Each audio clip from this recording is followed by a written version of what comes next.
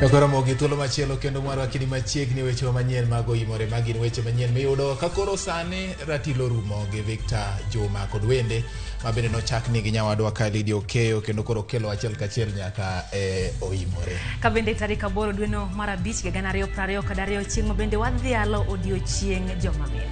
Odiochieng' mar mine en odiochieng' ma radhaya ahinya kendo aparo ni wanyalo paro mine we okenge mopogore kata mine mabende samoro ng'ato nyabed ni onge gi mama ne ma onyuole to norite gi miyo moro monyalo pare ngimane nyaka sani. Bende en thuolo madwa paro ne nyakwara Ramogi ni en thuolo mari maroro oteni mago mag puoch gi pak ne mine obed dani ka pod gin mana mine obed nyaka mine matindo pod gin mana mine orno otene e namba mar otima chok na 3 no anwa somge achiel kachiel e studio kanya koro Ramogi. Bende nyalo oro oteno kitudore kodwa kineno achiel kachiel e live matudruok mar Facebook mabende wayudore achiel kachiel e Ramogi TV. To kapok wadhi mabor nyakwara Ramogi magi thuond weche. As of now, everyone is allowed to contest and every party has the right to field any candidate of theirs anywhere in the Republic of Kenya. Riwruoga Azimio la Umoja pod ni kod wich bar mar kaka duond buchegi dhi piem kalaro kombe opogore mag siasa. Ni kama alikongwa na chembe kwa kichwa kwa sababu alama ilikuwa kwa kichwa kubwa wakati alikuwa amelala hapo. Obila mabutere umaka chich moro ma itudo gi ketho mar nego jirande wirane laro pau kwayo jamni.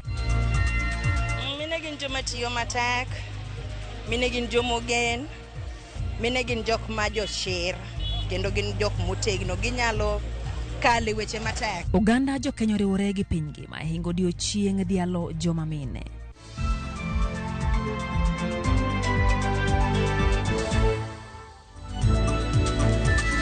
Machiegni nyakwara Ramogi nyinga Lydia Okeyo.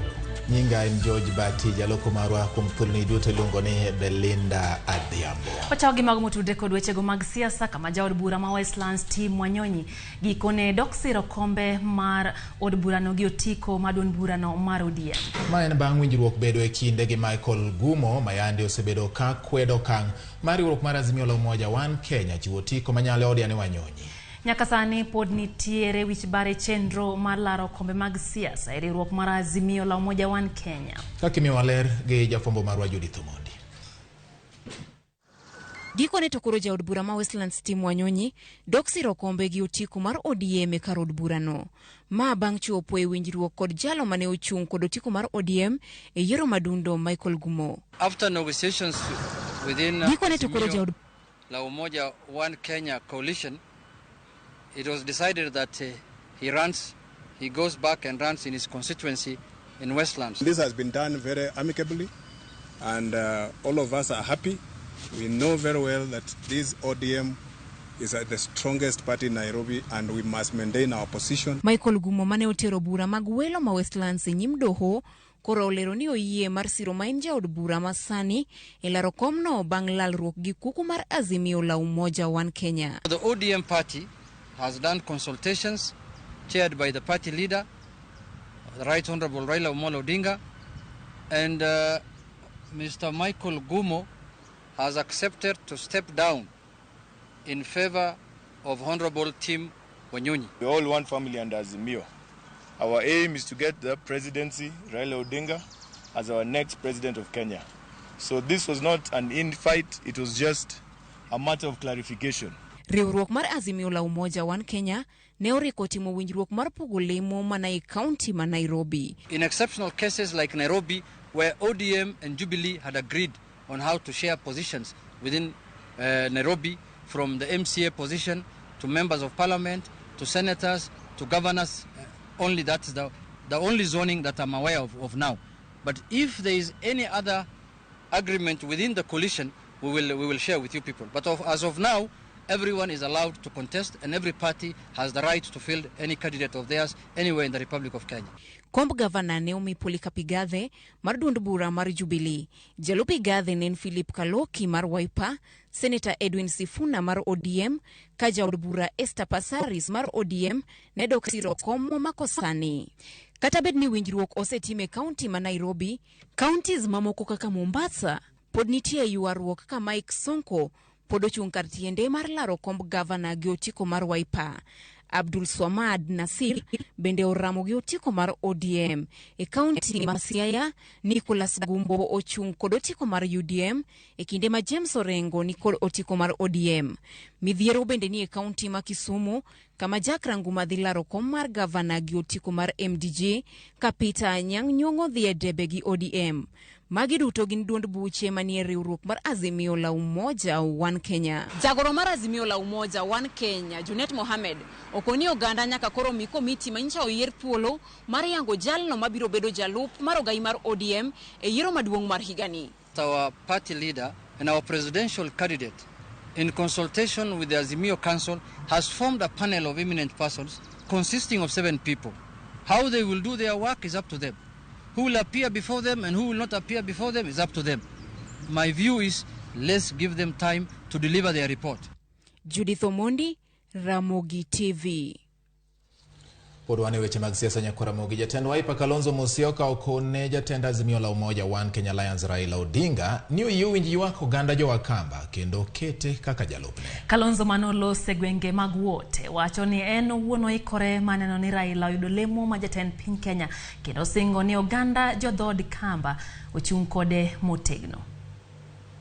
As we support Azimio la Umoja One Kenya, this is where I've come today, to represent my brother Raila hapa, and then to tell you, tutafanya kazi na yeye. Nimesikia sauti ambayo maaskofu meongea, hakuna mtu hapa haelewi. He who wears a shoe knows where it pinches. You do what is just. If you do in accordance with what you believe is just and fair to your fellow man, this nation will be well established. Nyakora mo jotelo mag duond bura mar ODM bade ma Mombasa wuok oko kaseo jotelo manie riwruok mar Azimio la Umoja One Kenya Alliance masani sundo mar yudo lemo ma jalup Raila Odinga e yor achuna. Ka hotel gi koda jaod bura Mamvita Abdul Swamad Nasir ma en jalar kom gavana ma Mombasa, jotelo go koni onge ng'ata ma osingne lemo mar jalup Raila kendo nyaka ti mana kod yore makare mag winjruok e yudo jago madhi bedo jalup Raila Odinga. Licha ya kuwa vyama vote katika Azimio vimepatiwa usawa na hali ya uwazi, kuna baadhi ya wengine wanajihisi ya kuwa sharti lao kubwa kuingia katika Azimio ama kuweza kuifanyia Azimio kazi, kuweza kuuza sera zetu, ni lazima wachagiliwe kama running mate ama deputy president wa Raila Amolo Odinga. Na haya yote tunayaona wazi, ni si jambo jingine isipokuwa kujaribu kutia maji yale ambao tunayaangazia sisi. Azimio yenye imesimamia umoja na imesimamia amani. Na tukisema umoja ni umoja wa makabila zaidi ya 40 milioni 45 hapa Kenya. Watu milioni 45 hapa Kenya, ambao ni makabila mingi sana na watu wengi sana. Kwa hivyo tunajua dini ziko tofauti sana, lakini tumeungana kama wa Kenya. Kwa hivyo kiongozi awe na heshima, kwa sababu Azimio pia ni mambo ya heshima na mambo ya kuheshimiana.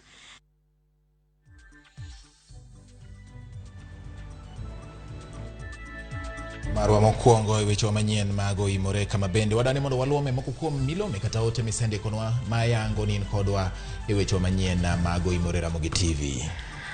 Kwa ng'iyo mana matin jogo mabende osechwalo ote magi studio ka Hesbon Ogalo kawuok Kahero konagi mamagi Milka Atieno awi mabere chiengni mar dhialo jogo amine. Hairin wacho kanyo nodwa kwayone mamagi rehema odiochieng makare mar dhialo jogo mamine. Kendo ng'ato nyisa kanyo ni mor kod ilo mako gwenge mag Ratuoro ka bende giparo chieng dhialo mine. Gimende giwacho kanyo ni gi oparo mamagi Viviano Nyango mano Tabu wuoda chieng kawuok Harare Center kabena no kanyo Madam Vida mar Rodi Kopany Primary bende nyisa kanyo ni okwa maber ne mamagi mano Margaret Bugo mabe odeno ni min Vida kendo kwa ni Nyasaye mondo omed gi ndalo kachiel kod teko. Erokamano ahinya ne jok mamedo ndikonwa. Kae nitiere Reverend Jojo Yomba ma dendore ni Pat Gweng'. Owacho ni Ramogi ler e gwenge mag Gemiala. Kawuono ni adhialo mamawa iluongo ni Ann Omolo. Kasto jal machielo mabende miyowa ka bati mina poch gi pak mama na Margaret Nyaro Mboi nogola mabor ka idhialo mine to nyaka an bende apare iluongo no Pion Dwari. Wacho kamano. Erokamano ahinya. Sauke mar Osiri bende wacho ni oneno wayo makare med kete Ramogi TV nikech mayodwa. Freda Bianyong wacho ni amor kodu kaka ukelonwa weche manyien. Naftali okonyisa ni en jauradi ka entiere Migori wacho ni okoyone mama gi mano benta akinyi sewe kod mina mam kod minoska hawi maber chiengni mar dhialo mine. Pastor George mano marudiko panjbere nyisa ni en pastor mamin giembe en pastor. Koro nyisa kanyo ni koyone mama gimano Pastor Elizabeth okone ngono kendo hayo makare odiochiengni mar joma mine. Wadhi Pastor Elizabeth osebedo kodwa e chenro mag Ramogi. An bende daher mondo mi akwane hayo maber odiochiengni midhialo joma mine nikech osebedo ka kinde midhiambo ka moro temare manyiso ni onenowa kuom thuolo mathoth ahinya. Wakwayone hayo maber kod hapru. Erokamano ahinya. Koro Ramogi wadwa ni wakaw yweyo kata kamano an kod mathoth mapod waikoni kokalo Ramogi TV kaka mabiro ni. Aparo ni total number mag dhok mocha no to ko in Kiliud nyaka Wasare nyocha ne laro gimoro ka 200. Yuak pod nitie nyakach kaluwore gi tho jamni. Yud kama iluongo ni dala ka inyalo Havana Estate Group Phase 4 e nengo molwar mar $629 kende. Ni mathoth ndiko tema chok ni lo kaeto ior e namba mar 20321 kata yotol e namba mar 0725 000 222.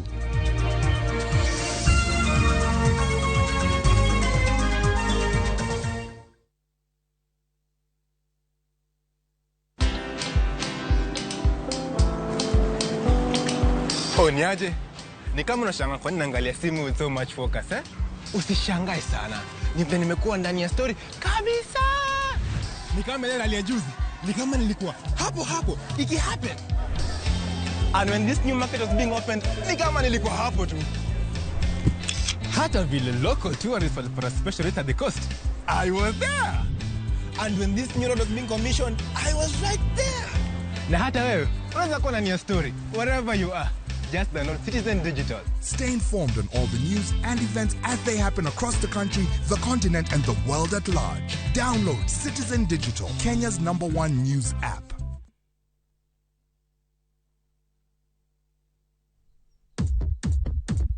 What are you doing? Awesome's what I'm doing. Awesome screen. Awesome camera. What are you doing? Awesome's what we're doing. What are you doing? Ooh. Awesome's what I'm doing. Awesome screen, awesome camera, long-lasting battery life. Awesome screen, awesome camera, long-lasting battery life. Awesome screen, awesome camera. Awesome is for everyone. Rudisha machozi yako mahali pake, maana yeye yupo asitimize ahadi zake. Rudisha huzuni yako. Zima na Kwanza Music Doctor. Unaweza kupata wimbo wangu wa machozi kama sikiza tuni yako. Unahitaji tu kubonyeza *812*783# kuweka wimbo wangu wa machozi kama sikiza tuni yako. Kumbuka sikiza na Citizen ndio nyumbani kwa wasanii wote.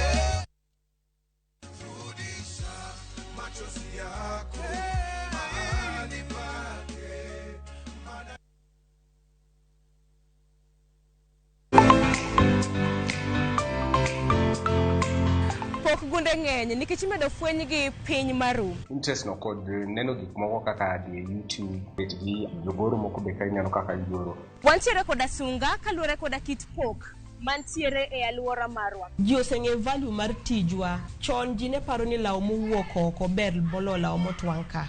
Wafwenyogi kendo wamiyogi thuolo mar nyisruok. Nitie jok mane industry mosebede industry for so long. Los kodgi penjgi ni adwa loso gini talose nade. Kik yie mar pok kod talanta bai chieng' tich ang'wen ka tich ang'wen chakre saa 2 nyaka saa 3 mar okinyi e TV mar Ramogi kitayo kod an Sharon Ong'ao.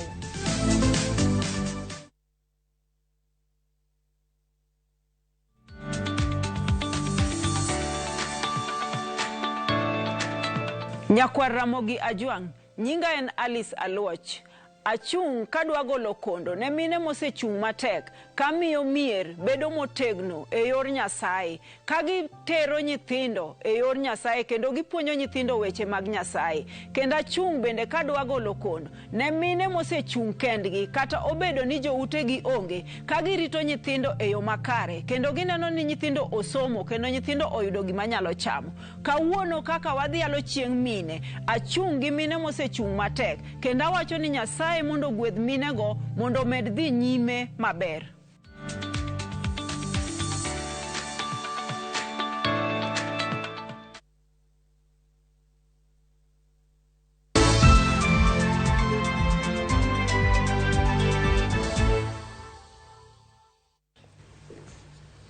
Machiegni kendo Nyakwar Ramogi Ajwang' e weche manyien mago imore kokalo e Ramogi TV. Wadhi mbele gi mago mag siasa kama jotelo mag Kenya Kwanza no bago siasa e kaunti ma Trans Nzoia. Jotelo go ka otelgi koda jalup jatend piny Kenya William Ruto okwedo kata wacho odhi nyime kagoyo siasa ka gisero ombulu ka bende giseyo kit siasa mag jogo ma gilero godo. Jafomoro Chris Owino ni e kaunti no ma Trans Nzoia kendo kelona ler machal kodma. Inyiso wani okwanya yudo lipod no kuwuok kuom Chris nikech ng'eni bende samoro Trans Nzoia bor gi Nairobi mondo gik moko chop kaendi wabro kele koponi ochoponwa kapod wadhi nyime gi weche manyien. Kata kamano ka wadhi nyime obila mabutere e kaunti ma Kakamega omako achich moro ma itudo kod ketho mar nego jirande Wira nigi laro paw kwayo jamni. Mwandu manengone poko yangi bende nokethore bang' anyuola mar jago mane gin go manomonjo dala chich kendo wang'o ute buora. Kumo kod siroti komako gweng' ma Imangi mayudore e Butere kaunti ma Kakamega.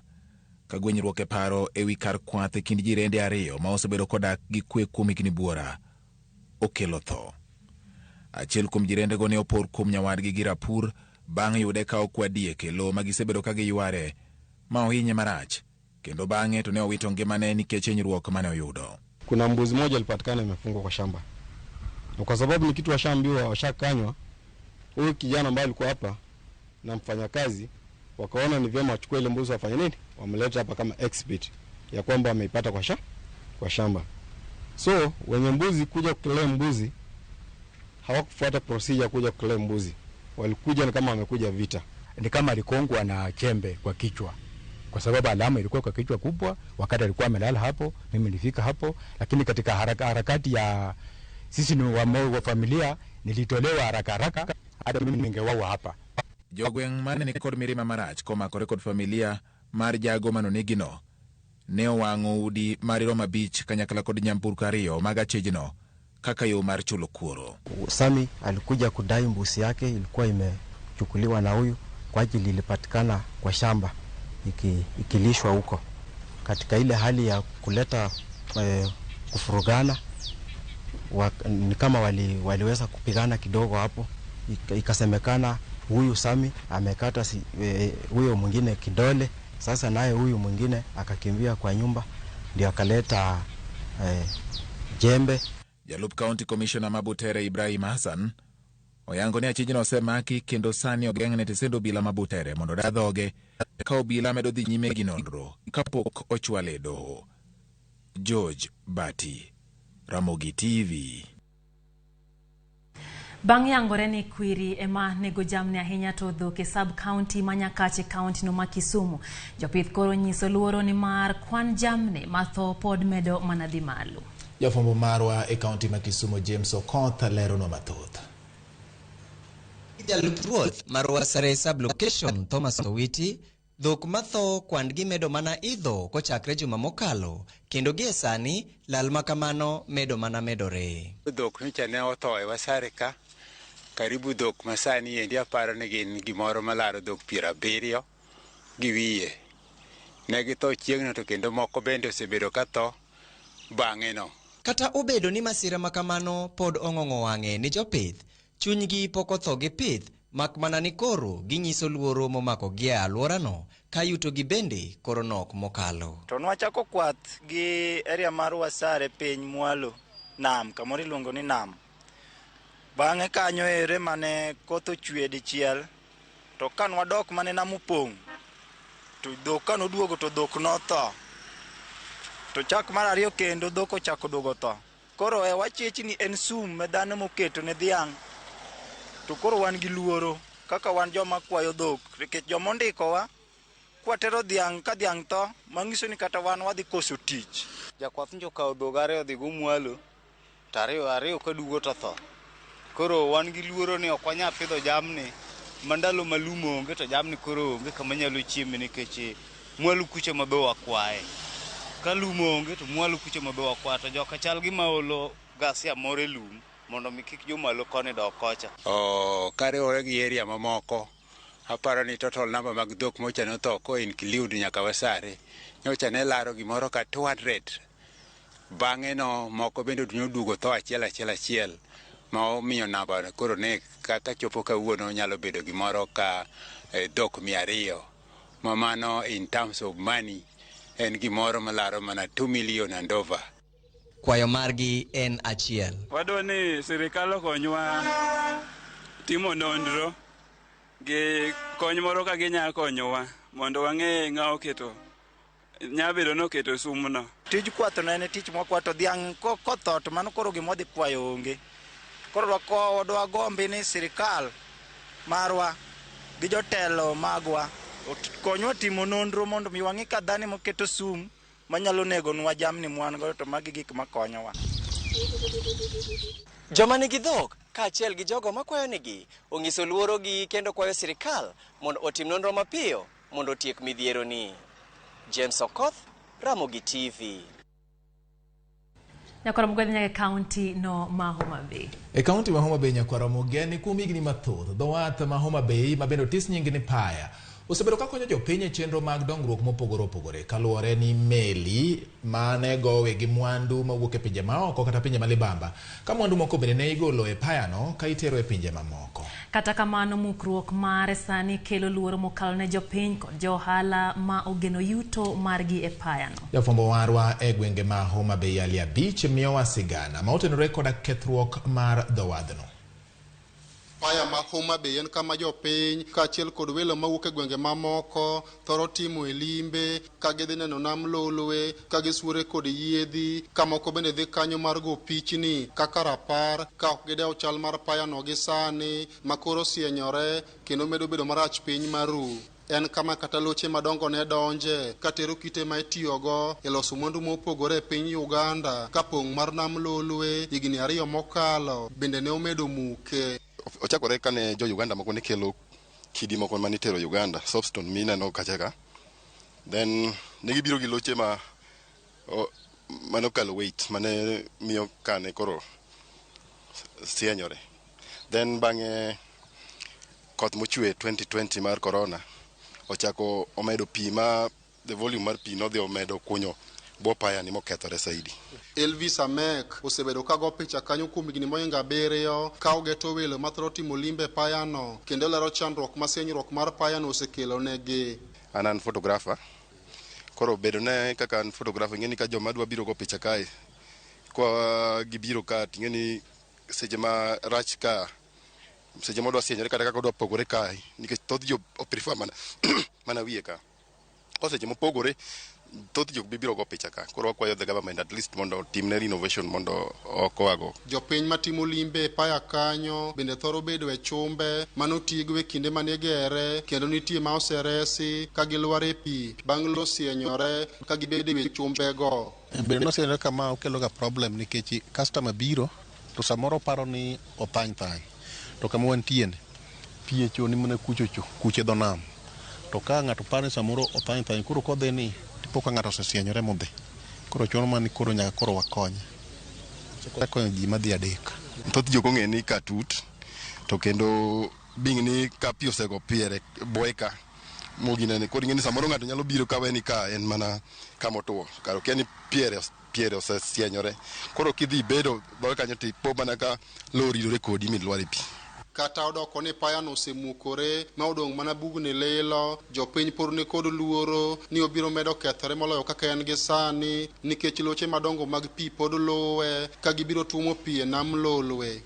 Koro seche ma pod entie ni geche mag pi loche madongo be biro be kalo, koro cracks pod medore amena pod obarore. Koro sani wakwayo sirikal mondo kaber to lose in a way that ma pi nyalo kale buoye, nikech king'iyo bathe koni nitie pi moro ma malo town to kelo chuodho mang'eny, koro no ka koro kon nigi chuodho mang'eny olilo to koni bet ler. Ywak nitie ni piny owacho jwang'o payano maonge chenro mag dongruok malich ma sani koro nyalo dhi e nyime. To payani watiyo kode, to adier king'iye nober chon, to sani okethore. Gimomiyo okethore, jo Waganda moko ne kelo kite kae, to ne gitweyo tonde moko kuondegi. To tondego ne dhi ywayo ka, sani kata kidhi bedo kata iyudo ka buoye ka okunyore. Koro miyo kata samoro inyalo biro mondo mi iyud kata yamo moro kibedo kamoro ka kata in mana gi nyadendini moro kaka jomoko wating'o gi samoro wakelo gi ka.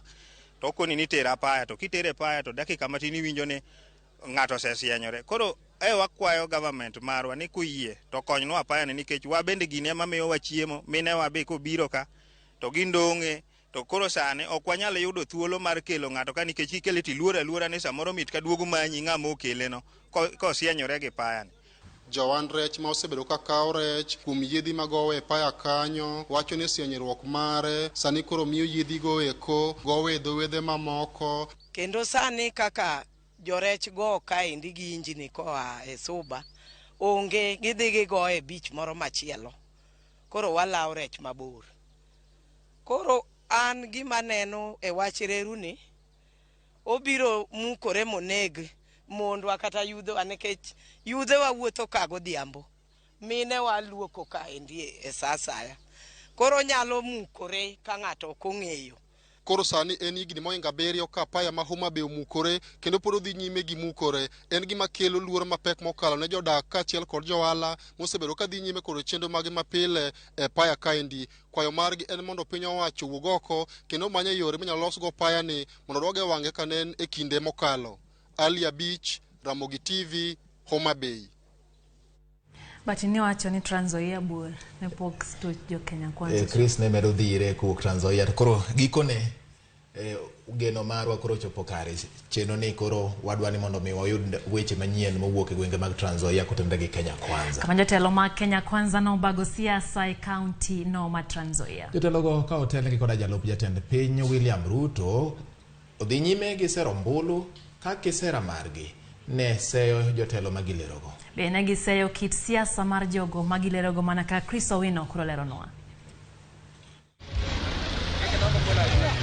Jotelo mag Kenya Kwanza ochayo josiasa motenore kod Azimio la Umoja One Kenya mosebedo ka wacho ni jalup jatend piny William Ruto biro yako lope mag duol mochung'ne kothe e pacho kae mayudore e kaunti ma Trans Nzoia kadipo ni oyiere ka jatend piny Kenya mara Beach e yiero mabiro. Tunajua maana ya kuwa na mashamba makubwa kama ya ADC, kwa sababu ikiwa unataka taifa iwe na kilimo bora ni lazima pia uwe na mashamba ambayo yatakuwa yakitoa seed kwa kijumla, yakifanya research ya wakulima wa ng'ombe, ya wakulima wa mimea and so forth. Jalup jatend piny William Ruto bende oseyo josiasa mag Azimio la Umoja One Kenya mawuok e kaunti ma Trans Nzoia kuom wacho ni nitiere ogendini ma ibiro dar kawuok e kaunti no poni riwruok mar Kenya Kwanza oloso piny owacho tok yiero ma tarik 9 dwe mar 8 higani. Nasikia ati wanajaribu kuwauzia uoga hapa, ati sijui shamba ya nani itaenda wapi.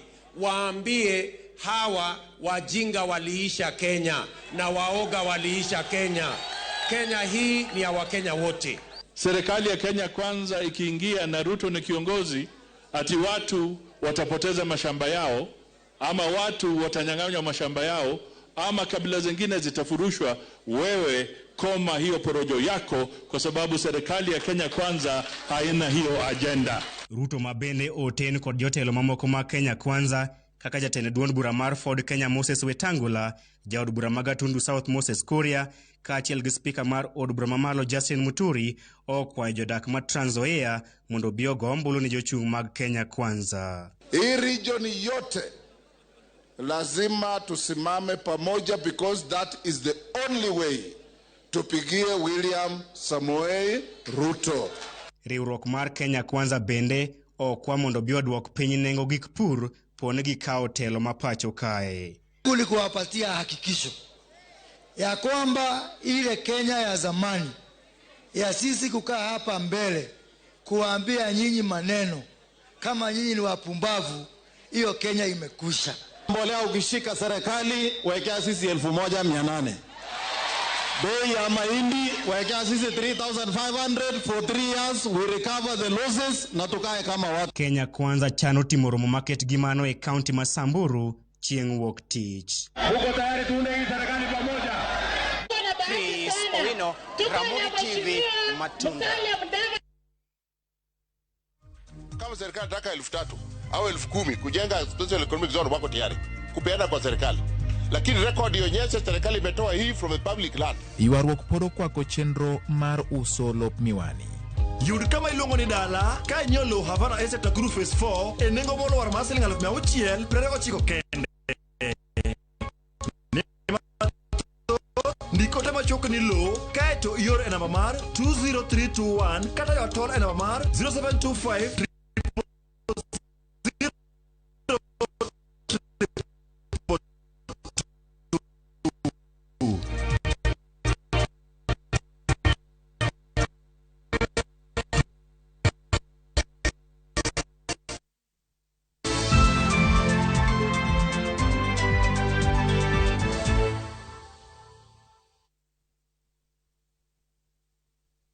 Collect fare kwa boda au matatu ukitumia ViewPay cashless na uqualify for bima ya 100,000 shillings pamoja na medical cover ya 20k na permanent disability cover ya 100k kwa 5 bob pekee. Dial *236# today to start using ViewPay cashless.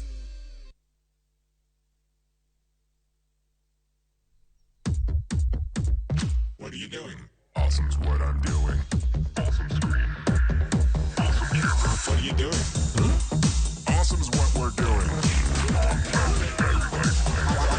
Water resistant. What are you doing? Ooh. Awesome's what I'm doing. Awesome screen, awesome camera, long-lasting battery life. Awesome screen, awesome camera, long-lasting battery life. Awesome screen, awesome camera. Awesome is for everyone.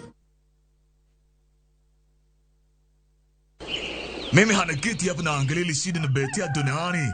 Ninakumbuka yani Adamu aligula matunda katika bustani ya Edeni. Kama Adamu hangegula matunda, sisi yabana ingekuwa na shida, ingekuwa na geti pale na tolizi tu bole bole, na kula vitu yetu na rarua tu bole bole, inaenda bale na gula matunda na gula hii na bale, lakini sasa sisi anagula vako, shida kabisa. Adamu mimi hakifika mbinguni tutafuta Adamu, na tafuta Adamu na twanga kabisa. Adamu analeta sisi shida kubwa sana, mimi hakuna shida kabisa. Adamu! Dial *811 402# to get Adamu.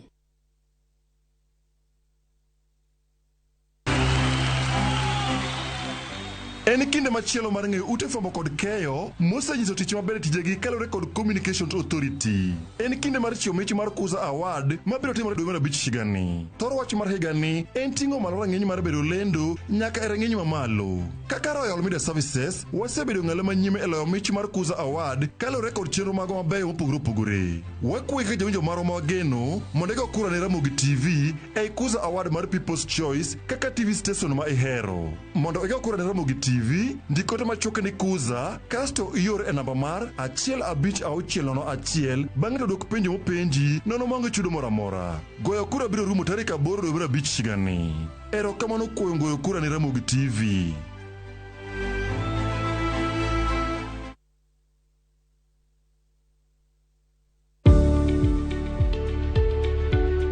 Chenro mar chudo kokalo e yor simo ni kod arita maber mana kaka bengi kendo imenyogi gi migepe mochung'ne omenda.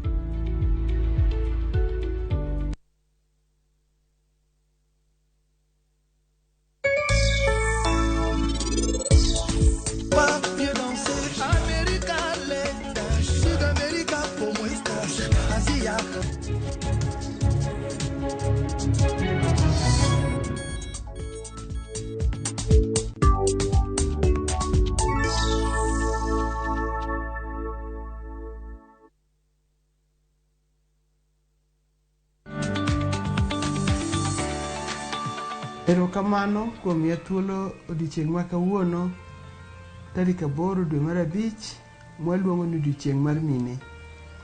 Ni mine duto manie piny kae, kamoro amora ma untie, amosou kendo akwayo hawi maber odiochieng' ma kawuono. Odiochieng'ni eri en mar mine, to kawacho ni en mar mine, ok onyiso ni in miyo mana mar nyithindo minyuolo kende. Ng'ata maduong' mosechopo higni moko mang'eny kamano, in miyo mar piny duto. An iwinjo ka giluonga ni min piny, tiende ni an miyo mar jopiny duto. To bende ubed kamano mondo ubed miyo mamiyo nyithindo duto. Odiochieng' mine ni eri wago Nyasaye erokamano, nikech wan joma mine Nyasaye nochwewa e yo makende, kendo oketo kuomwa ting' to kod geno ni mondo wating' ting' mar rito nyithindo, mondo wapidhgi, mondo wapuonjgi, kendo mondo wahergi. Omiyo ma kaka ng'ama miyo onego bed ni watime ni nyithindo duto, ma kata ma wan go e utwa, kata ma wan go e gweng'wa, kata ma wan go kamoro amora mwadakie. Omiyo odiochieng' ma kawuono mine, adwa ni mondo ubed gi mbola kuom nyithindo. To kawuono kende, onego bed ni ubedo gi mbola ndalo duto, nikech mano chiwo ma Nyasaye nomiyowa. Wan jok malich ahinya e wang' Nyasaye, emomiyo wan manomiwa ting' machalo kama eri. Omiyo sani wamor ni kaka oseyaw skul, nyaka wane ni nyithindo duto kamoro amora ma gintie onego gisom, nikech somo ni ema konyogi, ema gibiro nenogo ber ndalo mabiro. Kik wawe nyathi moro amora e ot, kata gen go kata onge go, watere skul. Wach mar ni chudo cha ibiro ne bang'e ka nyathino osedhi skul. Koro nikech kamano, agonu erokamano, kendo awacho ni odiochieng' ma kawuono wan kaka mine wabedie mamor kuom bedo miyo e piny ka. Erokamano, Nyasaye gwedhu.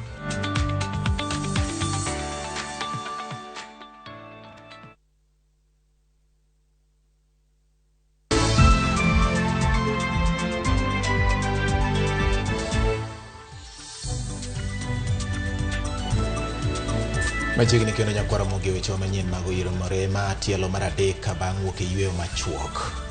Wadhi mbele kwaneno wach machielo kama dwaro mar piny owacho mar nyiewo lop kambi mar sukari ma Miwani nogore Luanda bang' jopur mag niang' gi jodito mag kambi no kwedo yo ma piny owacho ne temo tiyogo. James Okoth noyworo e romono kendo koro losonwa ripot yo machalo kama. Ne otimore e romo magalamoro mane okelo kanyakla jotelo mopogore mochung'ne kambino, jotelo mochung'ne arita kwe kaachiel gi jodito mag duol matayo weche lo e pachoka, kadwaro maduong' ne en mar keto tenge lo eka 3,000 ma sirikal chano tiyogo e bwo chenro mar Special Economic Zone. Kata kamano, dwarono ok ochopo kare. Kano chopo 57 misugu tiko igni 52 owane minji mindo tiyo igni 47 kanyo minde nyoko ano podho cheke manyogole nitijo magondore yaora katalo nyal majengo makono dichwa moro to ni wendo mabiro jamare koro kamwan tie mbawani kado man kani to gilango man kagi joka chiel okwapogre omiyo gik matimore sani ng'at madwa kelo no fujo wasebedo jomariek sani owuog oko. Jagoro mongirore e lo jopith mag niang' ne okwedo kwayo makamano kendo wacho ni kaka jopur giikore mar chiwo lo ma sirikal dwaro to mana kaponi duol matayo weche lo e pachoka biro luwo okang' ma oriere. Munajua ya kwamba hili shamba ni shamba la public land, community land held in trust by the government for the people of Miwani. Tell us as the community, we have come to ask you politely for your land. We want to do a little development. Jaod bura ma Muhoroni, James Koyo, bende nokwedo dwach sirikal kowacho ni lo ma Miwani maromo eka 10,000 en mar jopiny kendo jopiny go ema nyalo chiwe ne sirikal giwegi. Kama serikali nataka 3,000, au 10,000 kujenga special economic zone wako tayari kupeana kwa serikali, lakini record ionyeshe serikali imetoa hii from the public land ambayo ni watu ya community wenye wale donate. We will also tell you, as you want to do a little development, we need 1 billion for our factory. You first give us money for this factory, then talk about special economic zone. Money for the factory or nothing. I want to thank you very much for this initiative. It was a very good initiative. Now you have got our views, record correct views. If you want us next week, come. Kama umerekebisha umesema sasa ni Miwani public land, the government wants to take it to SCZ, we will do business. We will do business. Ne okwayo kwe eseche ma sirikal temo nono yore mag medo dongruok e alworano kendo kadwaro maduong' en kaka kambino nyalo chako rego niang' kendo. Tafadhali viongozi wa serikali tusiwe na kitu ingine kama ile that scene that was here. Tulilose hata kama ni watu wale wao walitoka Kisumu ni binadamu. Hata kama wale waliadhiriwa walikuwa wetu ya kwetu hapa ni binadamu. Kwa hivyo mmetueleza mko tayari kupatia serikali shamba la special economic zone. Muradi tu ikuwe ni public utility na iko chini ya Miwani. Si hapo tumeelewana? Ama iko chini ya community. Kwa hivyo hapo tunaelewa vizuri vile mmesema. Na mmesema kama ni private land nyinyi amuko kwa hayo mazungumzo. Sio tumeelewana? Watu wa kuomba kwa mipango yetu yote ya hii shamba yetu Miwani utuongoze kwa kila jambo.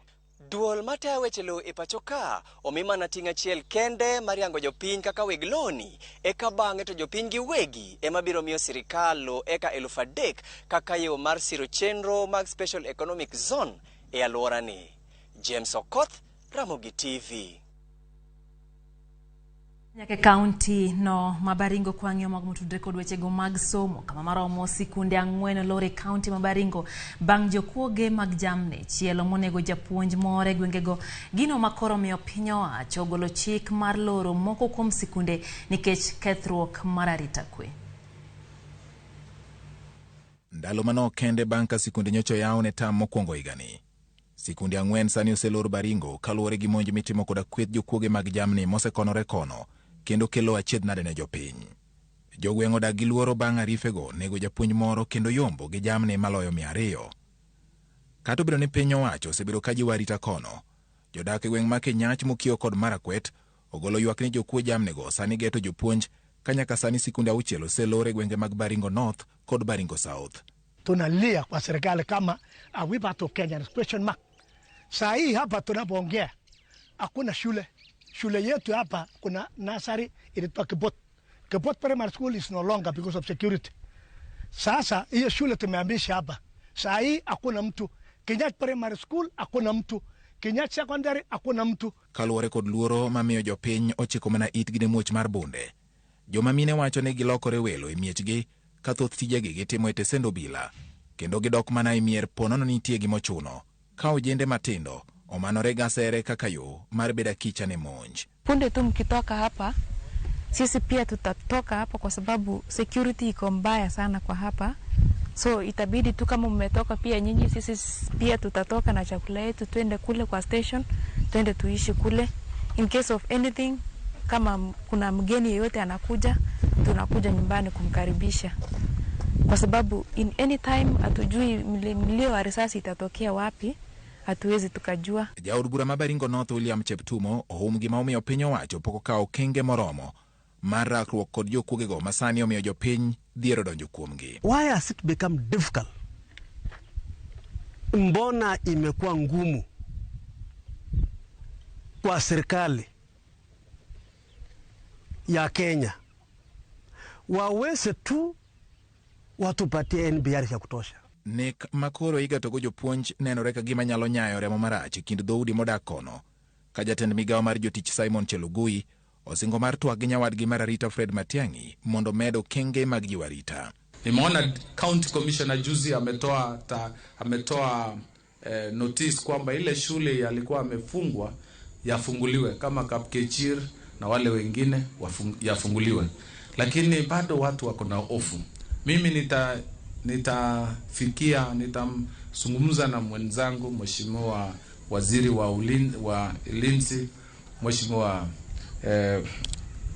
Fred Matiang'i atuongezee wale vijana wasaidiane na askari wetu polisi, na mimi naamini tunahitaji karibu vijana 500 ya Baringo North na Baringo South, ili wote waweze, watoto waende shule, watu waende kanisani, watu wafanye biashara, wafanye ukulima, uwe na ng'ombe, ulale usiku na watoto wako bila wasiwasi. Kata obedo ni piny owacho timo duto mar neno ni atamalo 100 mar jopuonjre donjo e sikul. Jopuonjre moko kuom sikunde ma Baringo chunygi omoko ka ok ging'eyo chieng' ma gidhi dok e sikul bang' sikunde gi lor nikech luoro ewi monj mag jomaundu. George Bati, Ramogi TV.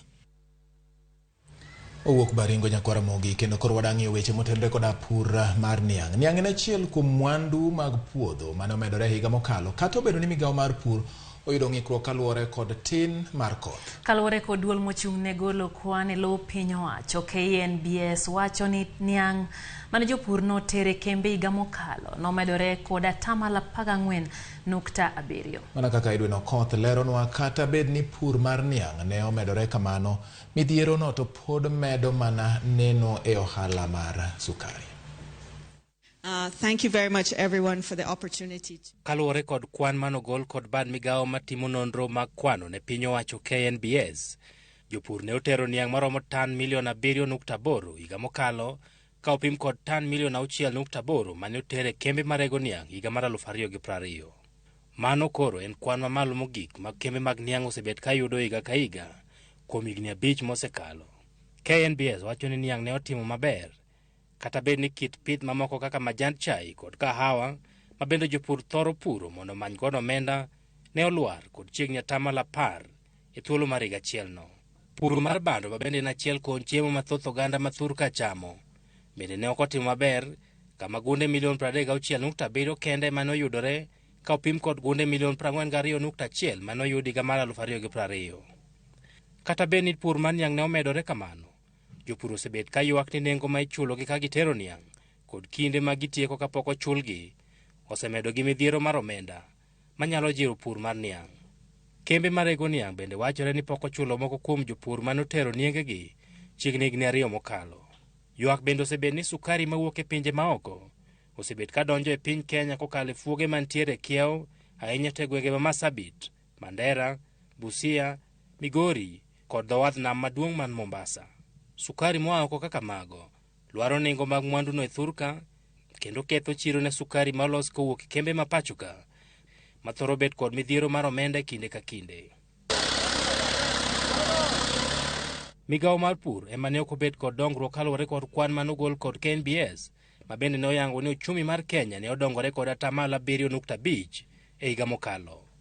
Edwin Okoth, Ramogi TV, Nairobi. Kane wachako weche wa manyien nyakwa Ramogi ne wanyisi ni kawuono en odiechieng' maduong' ahinya ka wadhialo joma mine. Piny mangima kawuono dhialo odiechieng' mar mine, ma bende itiyo godo e jiwo joma mine kuom ting' mapek ma gin godo. Oganda no dhialo odiechieng' ne yore mopogore opogore pachoka. Kata kamano, moko kuom mine to ne onge kod ng'eyo ni ma ne en odiechieng' ma idhialo e mine. En odiechieng' ma piny duto chiwo luor margi makende ne joma mine e yore mopogore opogore. E chuny boma ma Nairobi, thoth oganda no dhialo joma mine ka ging'iewo maupe kaka achiel kuom yorego mag dhialo joma mine. Chiwo maua en achiel kuom yorego mag dhialo kendo chiwo puoch kod pak ne joma mine, ahinya tese makoro piny ngima dhialo odiechieng' mar joma mine. Kata kamano, maua gi nigi ranyisi mopogore opogore. Maua marachar nyiso peace, en maua mar kwe. Maua ma pink makoro kawuono watemo uso ne mine en maua mar mine.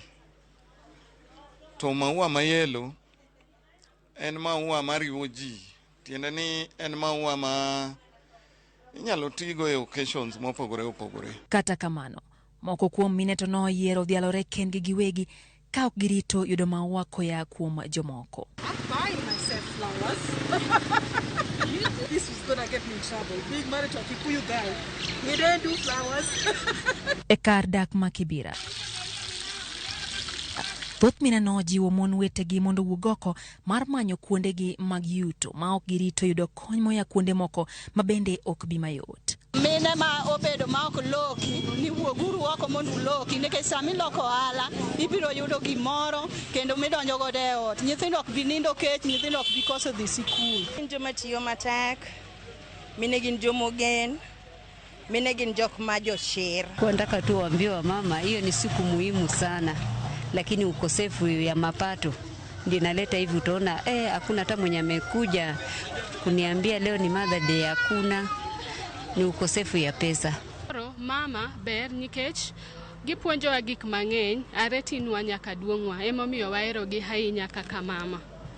Kata kamano, seche mathoth mine to ne dhialo odiochieng'ni, moko kuom mine ne onge kod ng'eyo ni kawuono ne en odiochieng' mine.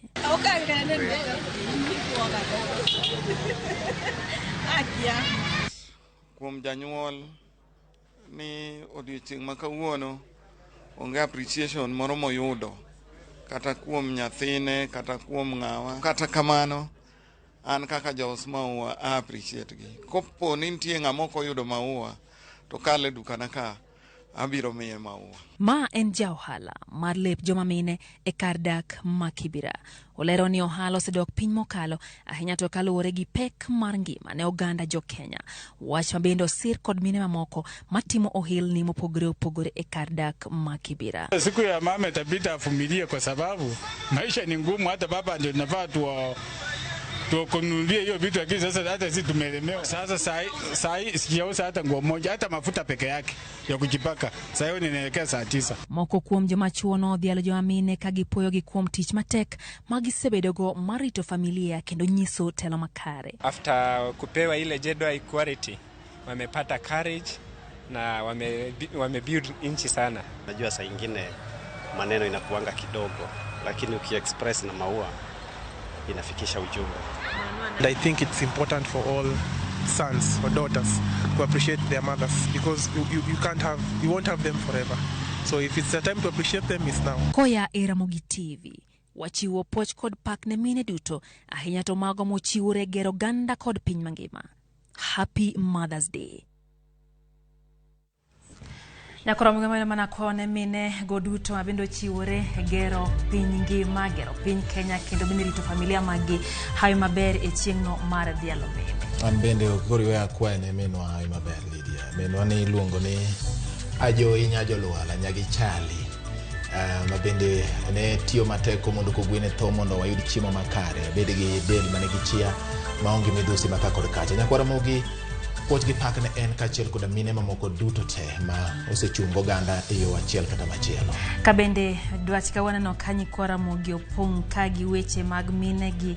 Aneno Kalaban wacho ni min gi Nyakamri yokone hayo maber. Odongo Wuda Sembo wacho ni min gi Pamela Chieng Onyango bende okone hayo maber. Kanyo Jalango Otieno nyisowa ni min gi iluongo ni Beatrice Otieno, mano miyo mong'eyo gima miyo en oluonge kamano kendo kone hayo makare.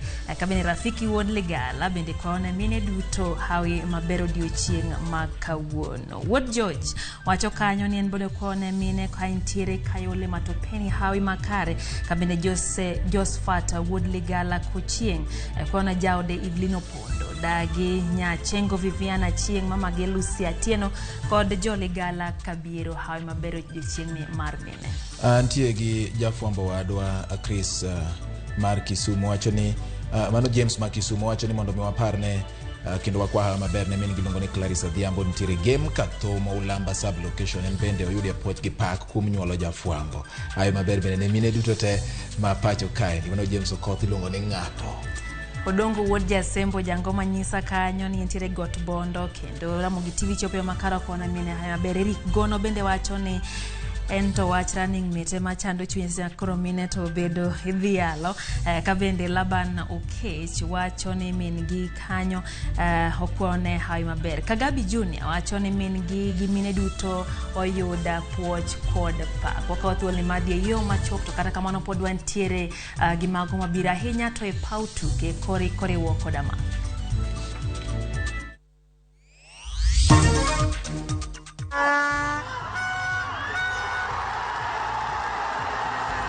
Gor Mahia wuok amodhi gi AFC Leopards.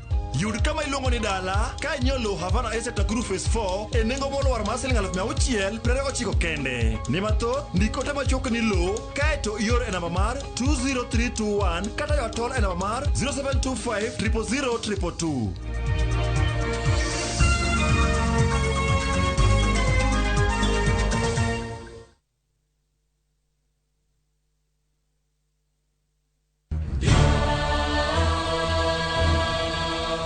Gik masiko timore ngimane miyo bedo gi penjo mang'eny. An anyalo timo ni gima rach ahinya thapki. Nono nyalo bedo jasiki maduong'. Kabe onyalo bedo gi mor e ngimane. To hera ma en go kuom joode miyo temo umogi gi yore te. Ing'e ni kawuono thapki ochako miyi ngima machielo. Akwayi ni ikonywa wate. Thapki wuok tich nyaka ngeso saa 2:15 e Ramogi TV.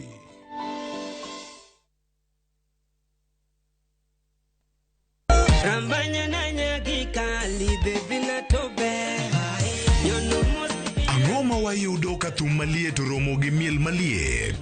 Oya shake body. Yud mae twak mar rowere. Long use of agenda just start with what you have, you'll get what you don't have. Kikelonu kod jolony muhero. Stella Brenda, Lin Ramogi, to kod DJ Kolo e mbak ndalo. Wuok tich nyaka tich abich, saa 8 odiechieng'. You know I like it.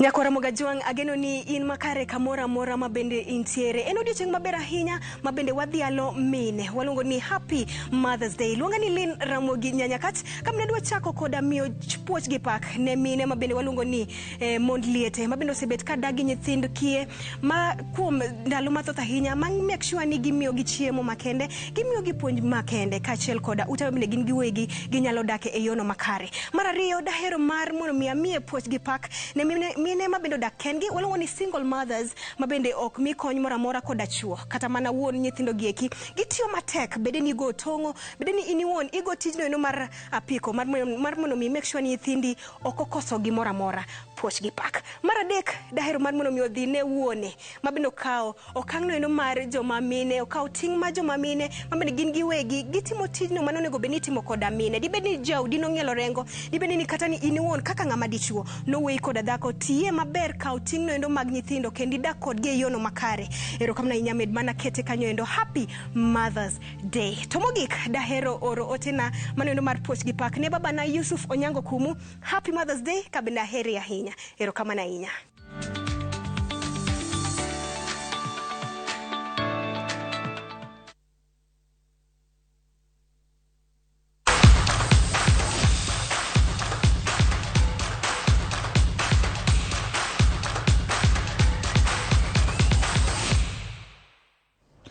Machiegni Nyakora Mogajwang' e weche mag tuke midhiambo makawuono. Nyinga en James Opondo. E alap ma Moi International Sports Center Kasarani, klab mar Gor Mahia owuok amodhi achiel kod achiel gi klab mar FC Leopards tugo mar adhula motisi ni Mashemeji Derby e lig maduong' pachoka. Victor Omune noketo Ingwe mbele gol achiel kuom nono e dakika mar 21 kapok jotugo dhi e yueyo. Benson Omala nomiyo Kogalo gol margi e dakika mar 51 ka golno choro higni nyaka 6 mapok Ingwe ogoye Kogalo. Tugono ne oyuore kod jatend piny Kenya Uhuru Kenyatta, migosi Raila Odinga, jatend migawo mar tuke Ambassador Amina Mohamed kachiel kod jodito mamoko. E tugo machielo mar lig maduong' klab mar Tusker nogoyo Kakamega Homeboys gonde 2 kuom nono. Second half we start very badly and we conceded this goal, so 1-1. We didn't win, but we didn't lose.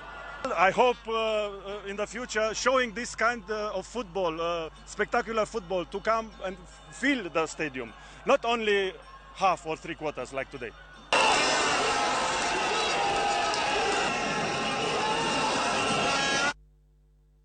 Min Kipkorir Misoi to kod Agnes Borsosio nodhial kaka joloch e ng'wech mokwongo timore miluongo ni Nairobi City Marathon mane obagi e ndara manyien mar Nairobi Expressway. Jong'wechgo nobedo kod tugo makare e kidieny mar kilomita 42 kendo tieko giko odira mane opong' kod tuke e okang' mamalo.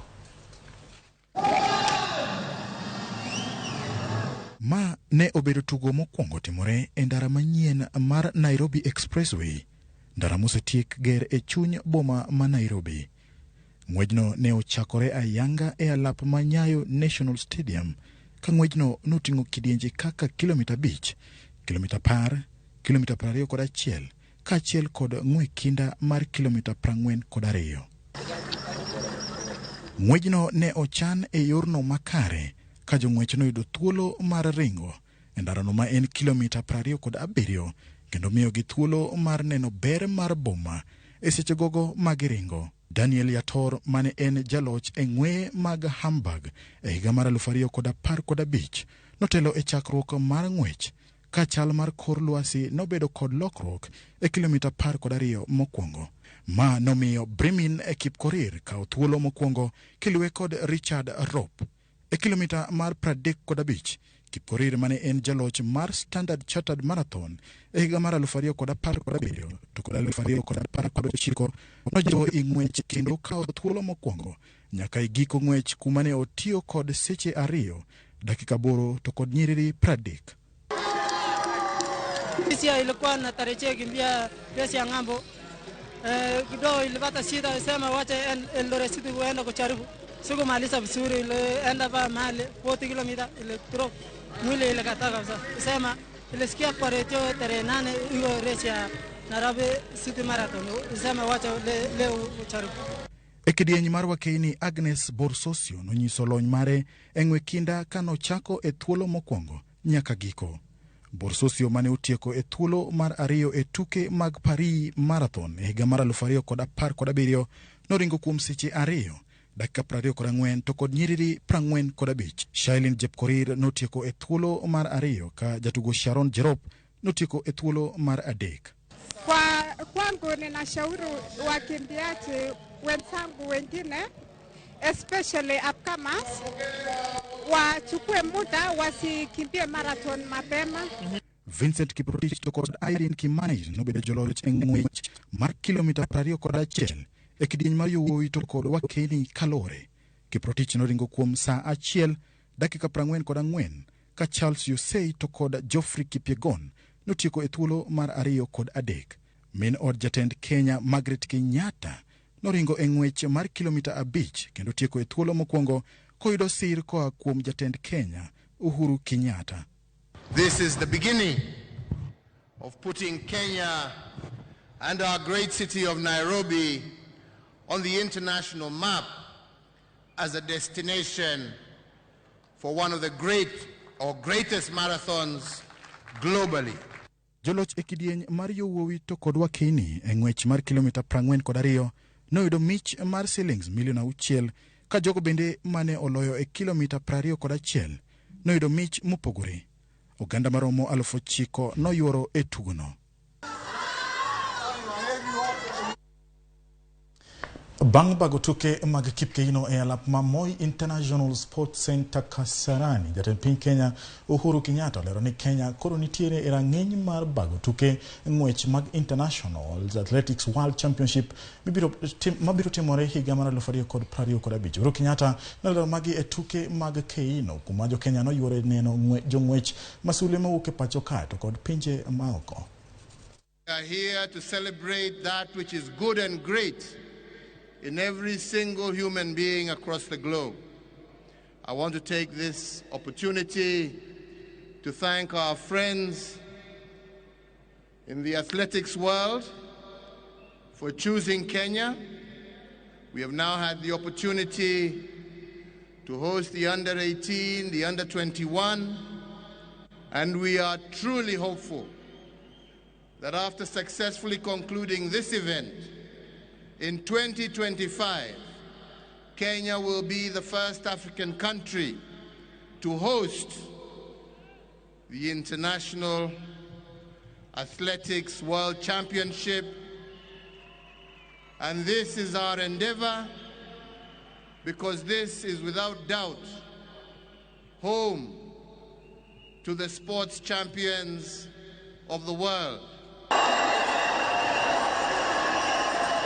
His personal best number is 9.77. Fred Carley, second place, 9.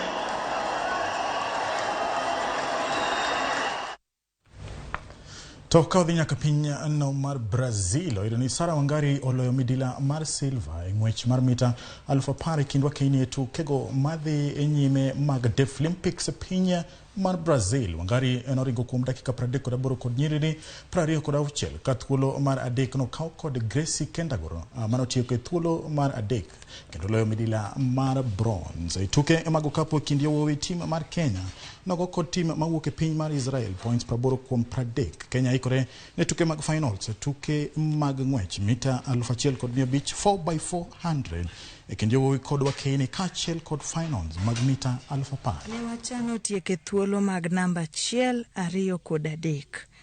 Kata kamano kane wachako ng'wech ne alwar kendo natemo kar manyalo, kata kamano ne ok ochopo na kar. Ng'ich manitie alwora ni jonyo chong kendo kelo nyaw.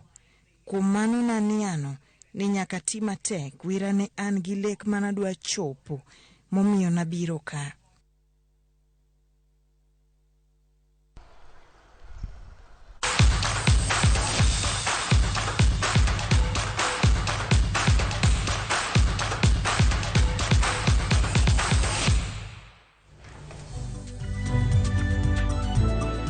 Nyakora mkojuang kanyo ema wachope bati lipoti moro donjo ka kena dhia home ni wiyo wi.